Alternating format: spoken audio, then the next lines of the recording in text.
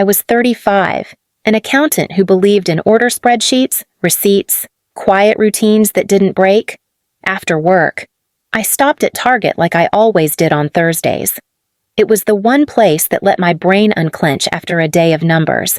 I walked the aisles with a red basket hooked over my arm, candles and protein bars inside, half thinking about nothing. My phone buzzed.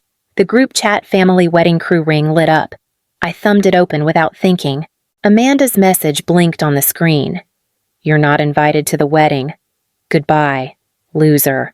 For a second, I thought it was a typo. Then, before my breath even caught, another bubble appeared. "Dad," just a red heart emoji. The world went oddly quiet. The freezer hum faded. Someone's cart squeaked far away, and all I could hear was my own pulse. I read the text again, waiting for the follow-up. "Just kidding. Wrong chat. Haha. Nothing." I stared at the candles in my basket. Suddenly ridiculous. Vanilla, linen, lavender things meant for comfort. I set them down on the nearest shelf and left the store without checking out. Outside, dusk had settled over the parking lot, the kind of Midwestern twilight that turns everything silver. I sat in my car with the engine off, phone glowing in my hand. The heart emoji pulsed like a wound. I didn't cry. I didn't text back. I just sat there, watching the screen dim, then light up again with new messages I couldn't bring myself to read. By the time I started the car, I already knew what the silence meant. They'd decided I wasn't family anymore, and without realizing it, I was already beginning to plan what came next. 6 months earlier, Amanda's engagement had felt like a family holiday. Everyone gathered at my parents' house by Lake Monona, champagne glasses clinking, Mom crying too loudly, Dad pretending he wasn't calculating the costs in his head. Amanda's fiancé, Ryan, was charming in a way that felt rehearsed, tight smile, expensive watch, hands that never stopped moving. I'd been genuinely happy for her. Amanda was the kind of person who drew attention without trying. Golden hair, easy laugh, the unshakable belief that life would rearrange itself around her. When she turned to me that night and said, "Could you just put the deposits on your card until we get the gifts?" it didn't even sound unreasonable. She said it the way she used to borrow my sweaters, expecting yes before I answered. The first payment was for the lakeside venue in Door County. The coordinator had called me Mrs. Whitaker, and I didn't correct her. Then came the dress. $2,000 for a gown Amanda swore she'd absolutely pay back once the checks roll in.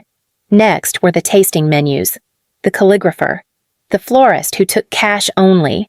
Each receipt had my name, my card, my address. Mom loved calling me our little CFO, as if competence were affection. Dad would pat my shoulder and say, "You're so organized." Lane, thank God one of you got my practical side. It was meant as praise, but it sounded like assignment.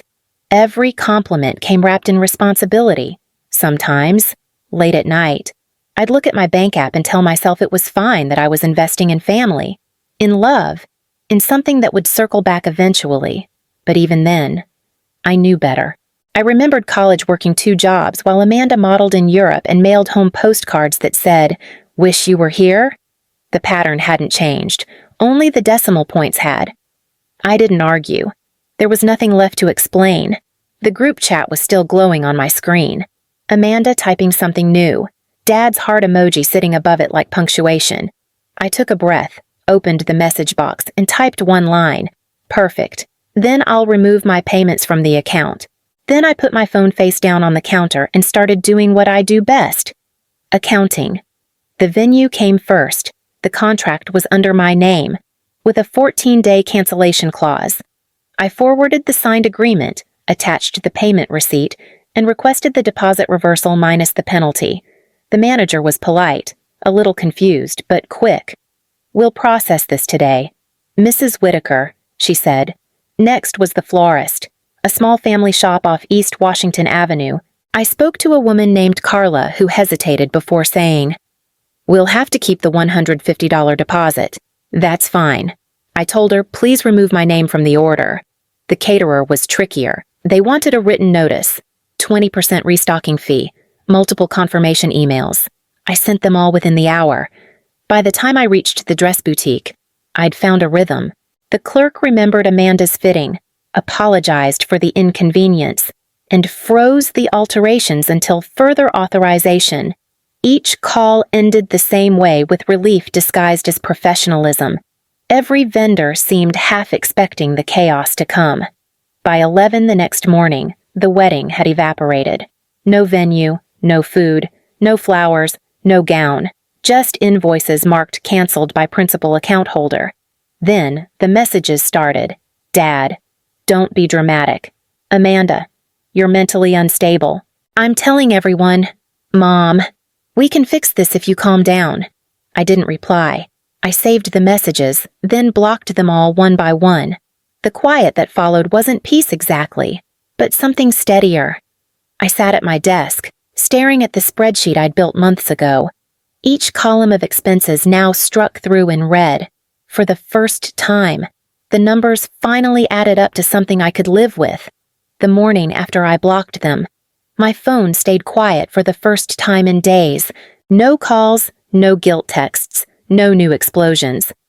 I almost believed the silence would last, but by late afternoon, the little red circle appeared again. Family wedding crew ring. I had forgotten to leave the chat, and apparently, they had forgotten I was still an admin. Curiosity won over peace. I opened it. Dad's name popped up first. We'll pay her back later. She always comes around. Then Mom, just act normal for now. Maybe she'll calm down once she realizes what she's done. Amanda followed with a TikTok link, a bride laughing while someone threw petals in slow motion. She'd captioned it, "Can't wait for the big day." I stared at the screen, the way you might watch strangers behind glass. Their words scrolled like a play I'd already seen too many times. The pattern was the same: minimize, rewrite, perform. They were already rewriting me into the villain, the unstable sister who ruined the celebration out of spite. I didn't type a word. Instead, I opened my laptop. For the next few hours, I organized everything: contracts, email threads, payment confirmations, cancellation receipts. I labeled every folder by vendor and date. I took screenshots of the group chat. Each message saved twice one copy in the cloud, one on an external drive. It wasn't about revenge, it was survival. At one point, I caught my reflection in the dark screen between folders' tired eyes, steady hands. I realized I didn't look angry anymore, just awake. By midnight, my desktop was a grid of evidence timelines, attachments, a spreadsheet that could tell the story better than I ever could. Before shutting down, I scrolled through the chat one last time. They were still talking, planning like nothing had happened. Amanda, Mom says we can just find new vendors. Mom, we'll make it work. Lane will regret this someday. Dad, let her cool off. She always does. The words blurred a little before I turned off the phone. They were still performing the play. They just didn't notice the audience had changed. By the end of the week, the whispers had begun to move faster than facts. My Aunt Kathy texted first, her message tiptoeing around the truth. Hey, honey, I heard there was some misunderstanding about the wedding. You okay? That word misunderstanding told me everything. I checked social media out of morbid curiosity. Amanda had posted a photo in what looked like a department store mirror, a shiny off-the-rack gown. All polyester and panic. The caption read, "New dress." The cursed one was overpriced anyway. The comments filled up quickly, heart emojis. Half-sincere compliments, but the likes were lower than usual. People sensed the shift. Even her digital charm was losing its gloss. Then came the next round of messaging warfare. Dad sent me a YouTube link titled "Choosing Forgiveness in a Bitter World." No text, no context, just the link. A few hours later, Mom posted a Bible verse about peacemakers to her Facebook feed. The kind of passive sermon that pretends not to be directed at anyone. I muted them both. That same afternoon, I began getting polite but uneasy emails from vendors. The venue manager wrote, "Hi, Lane, just confirming the new date you discussed over the phone." The florist, "We received your assistant's call about reinstating the floral order. Could you verify payment details? The caterer, someone reached out from your number, but the voice didn't match your profile. Please advise. Someone was pretending to be me. I sat at my desk rereading the messages, feeling something colder than anger settle in. The manipulation wasn't just emotional anymore, it was operational, coordinated, measurable. They weren't just trying to rewrite what had happened, they were trying to reverse it on paper. I called the venue immediately. The manager's voice was brisk but sympathetic. We thought it was strange, she said. The caller didn't have your verification code. Don't worry, we froze the account again. After hanging up, I opened a new spreadsheet, one column for confirmed impersonations, one for timestamps, one for who stood to gain. I labeled the document Family Audit. Outside, the wind off Lake Mendota rattled the window, and I caught my reflection again. Same calm face, same steady hands. But underneath the stillness, something sharper was forming. They'd turned the wedding into a campaign. I was done being their accountant. Now, I was the record. The call came mid-morning. Just as I was finishing a client report, the number flashed from Green Bay, the venue. I almost didn't answer, thinking it was another billing confirmation. Hi, this is Rachel from Lakeshore Events, a calm voice said. I just wanted to confirm something before processing your payment. My stomach tightened. Payment for what? Well, she hesitated, papers rustling on her end. Your assistant called this morning to reinstate the wedding booking and asked us to charge the deposit to the same card ending in 28. We requested written verification, and the line went dead. I felt the world narrow to a single point. I don't have an assistant. I said. Rachel exhaled slowly. I didn't think so. We cross-checked the caller ID. It's registered to a Mr. Daniel Whitaker, my father. I thanked her, my voice even, and asked her to forward the call log. She promised to flag the file and keep all transactions frozen. After I hung up, I sat at my desk, hands resting on the keyboard but unmoving. For a few seconds, I waited for the sting of betrayal to hit, but what came instead was something quieter, a clean, steady kind of understanding. That evening, my phone buzzed. One message. You'll regret what you started. No name. But I didn't need one. Dad never wasted words. I stared at it until the screen dimmed. The fear flickered once then went out. I changed every password I owned, locked my credit reports, and contacted my bank's fraud department. Then, for the first time, I spoke the truth out loud. Melissa, my coworker from accounting, was staying late too. When she passed my desk, I said, "Got a minute," in the break room, under the soft hum of vending machines. I told her everything about the wedding, the cancellations, the impersonation. Her eyes widened, not with gossip, but concern. "Lane," she said quietly, "that's not family, that's theft." Her words didn't hurt. They landed like confirmation, naming what I already knew. By the time I drove home, I had forwarded the evidence to my personal email, printed a copy for my files, and left the phone face down on the passenger seat. Whatever came next, I was ready to document it. 2 days before the wedding, I was making tea when someone knocked at my door. 3 slow, deliberate knocks, not the kind that belonged to a neighbor or delivery driver. I checked the clock on the stove, 6:42 p.m. Through the peephole, I saw Amanda. Her hair was unwashed. Mascara streaked down her face, and she was clutching a plastic grocery bag like it held her last chance. For a moment, I thought about not answering. Then she whispered my name, and it didn't sound like a demand this time. It sounded small. I opened the door halfway. She looked at me as if trying to measure how much anger was left. "Can I just give you this?" she said. Her hands shook as she held out the bag. Inside were stacks of paper, each bundle looped with a rubber band receipts, contracts, checks, all with my handwriting on them. The ink had faded slightly, but every total, every signature was mine. "I found these in Mom's drawer," she said, voice breaking. "She told me they'd paid half, that you offered to cover the rest because you wanted to help." I didn't answer. She kept talking, faster now, the way guilt makes people hurry. I didn't know. I swear! Lane, I thought she and Dad were paying too. I thought you just wanted to feel included. I watched her realize it as she spoke that our parents had forged their version of generosity, using me as the silent source behind their promises. Her shoulders slumped, the fight draining out of her. For the first time, Amanda didn't look like the golden daughter who always got her way. She looked like someone who'd just found out the house she grew up in was built on a lie. The hallway was quiet except for her uneven breathing. She didn't ask to come in. She didn't beg. She just whispered, "I'm sorry." And it was the first time it didn't sound rehearsed. I stepped aside, just enough for her words to reach me, but not enough for her to cross the threshold.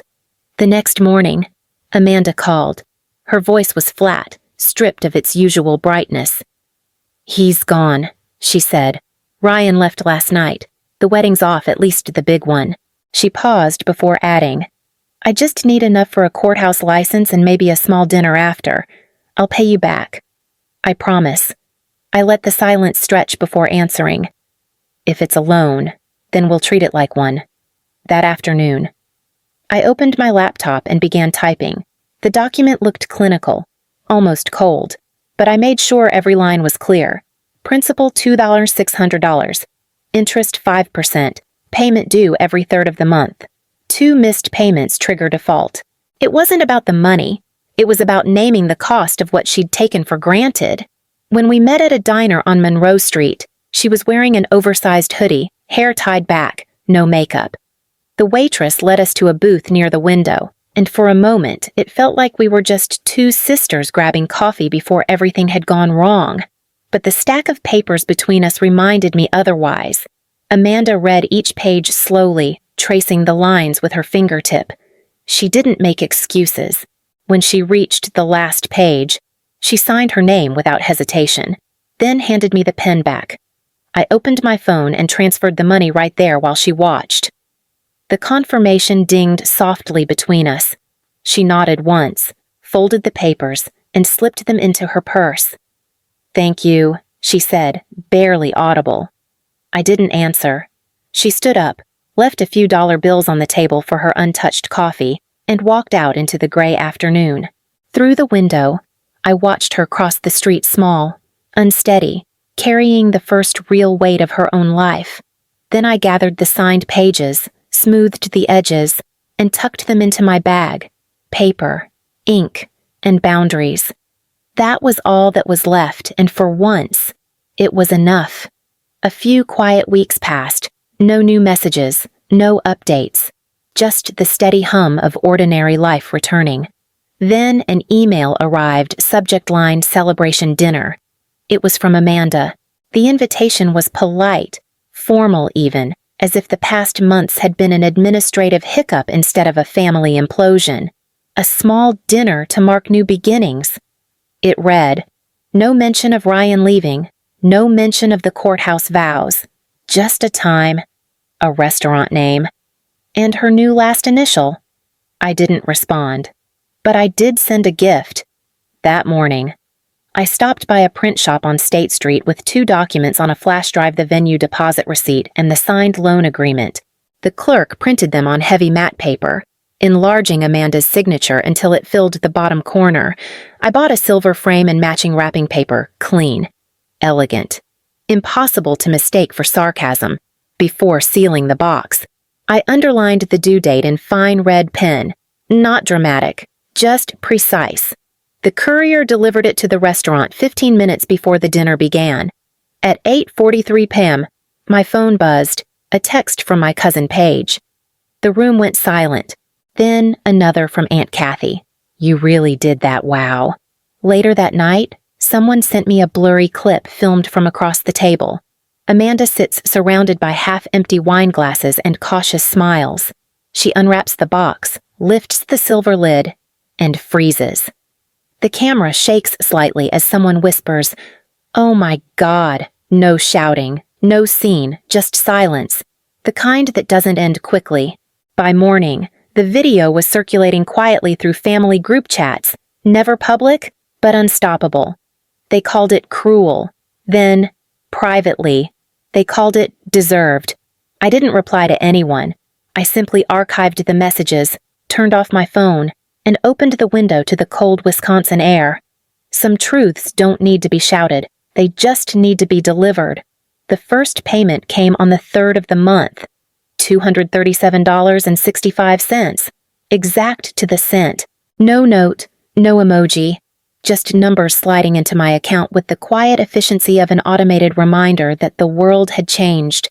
The next one came 30 days later, then another, by the 4th month. A short message appeared in the memo line. Still paying. Still remember. I read it once and closed the app. By month 6, the words had shortened again. Just, I know. I didn't reply. I never did. I simply marked each deposit in my ledger loan balance. Interest, new total, then went for a run along Lake Mendota. The path curved past sailboats and quiet water, sunlight rippling on the surface. For the first time in years, the air felt like something that belonged to me. Dad never wrote again after that night. No more sermons, no more instructions disguised as love. Mom sent one last text in spring. You've changed. I left it unread. The payments kept coming, steady and impersonal. 16 left. Each one softened the noise of everything that came before. Sometimes, when I passed the same Target where it all began, I'd remember that frozen moment in the aisle, the text, the heart emoji, the feeling of being erased. Now it felt distant, like a version of me that finally learned what silence could build instead of what it destroyed. I still kept the framed receipt on my shelf, not as proof, but as punctuation, a period at the end of a long, exhausting sentence.